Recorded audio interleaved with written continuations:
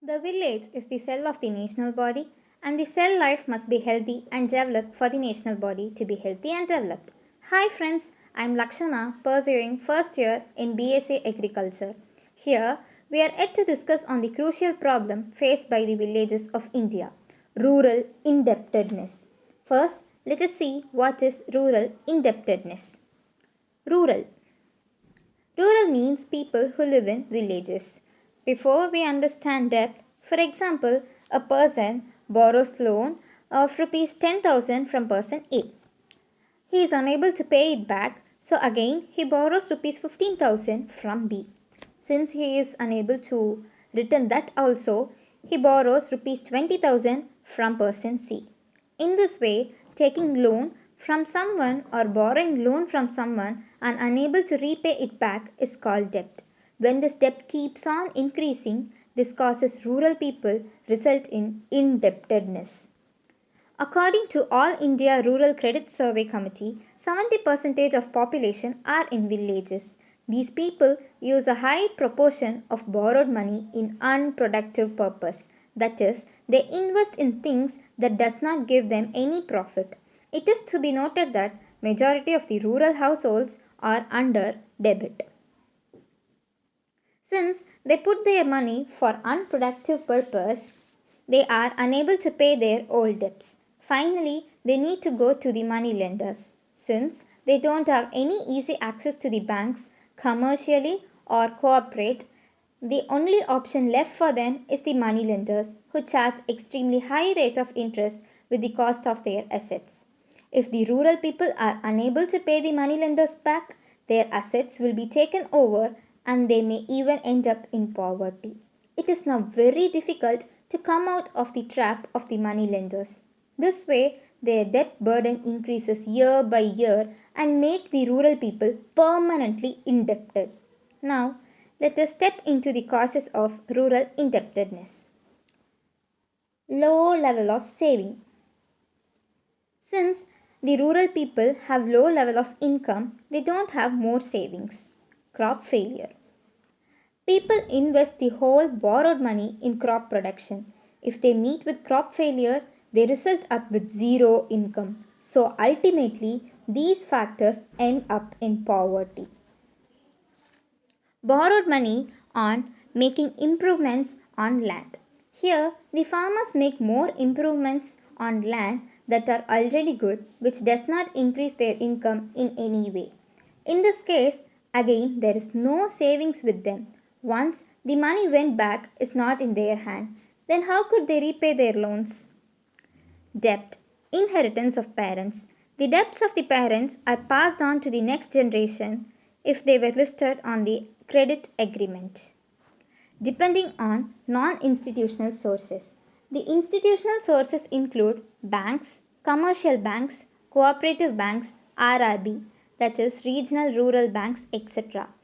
These institutional sources provide loan with less interest.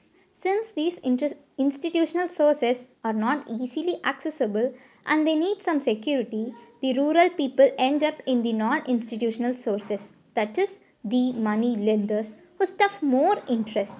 But since they are easily available and give credit whenever needed, huge number of people depend on the money lenders. Next is inadequate supportive prices for the crop. First, let us see what is supportive price. The products must have such a price that the customer must not have any burden to buy and the seller must get some profit.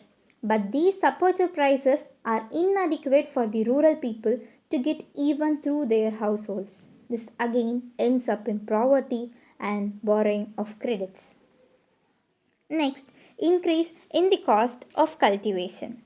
Nowadays, the cost of land, seeds, fertilizers, water, pesticide, entrepreneur guidance increased.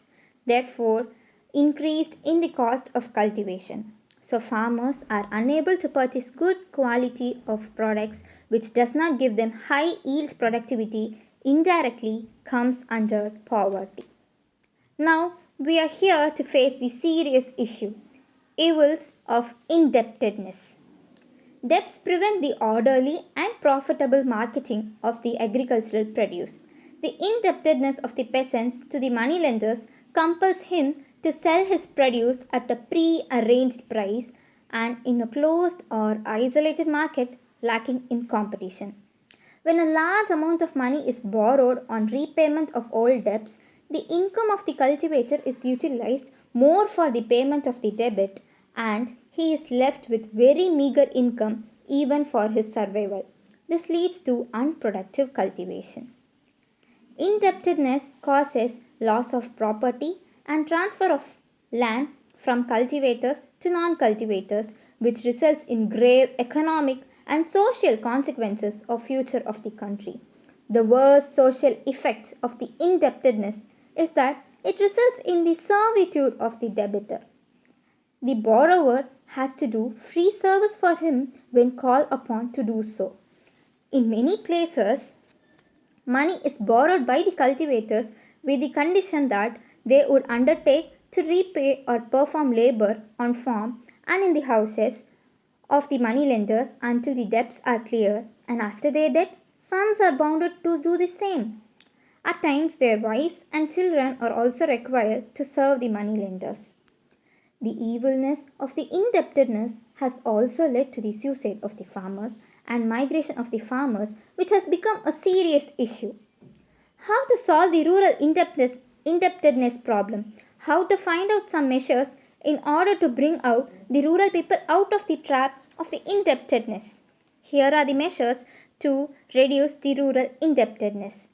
First, increase the network on cooperative banks, RRBs, and commercial banks.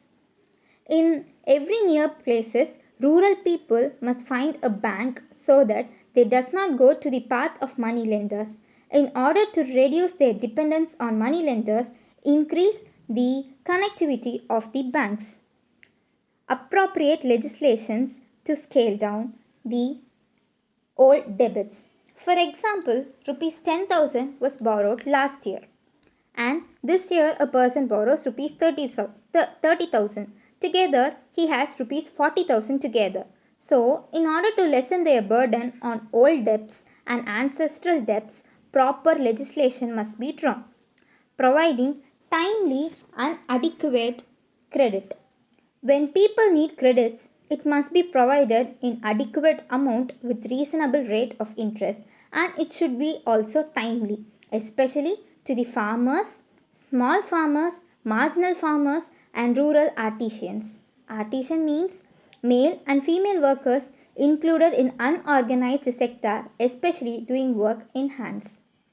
Given more importance and priority to poor people by lending through banks.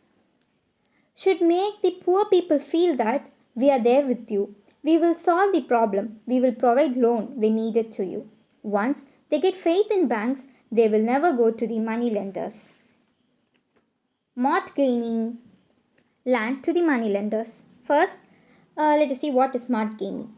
Money lender sees the land of the debtor even if the cost of the land is increased or it is high than the credit he has to be given, which is very wrong, in which one should not fall into. Therefore, we should reduce the mortgage of lands. Rebate, one-time settlement of dues must be enhanced. It is the settlement of all dues at the same time. Coverage of women farmers in microfinance methodology. So coverage of women farmers in microfinance methodology must be increased. Women should also participate in farming activities so that they also get some income and can help in repaying the loan. Let's spread the awareness on the indebtedness and save the farmers and the rural people being indebted. Thank you.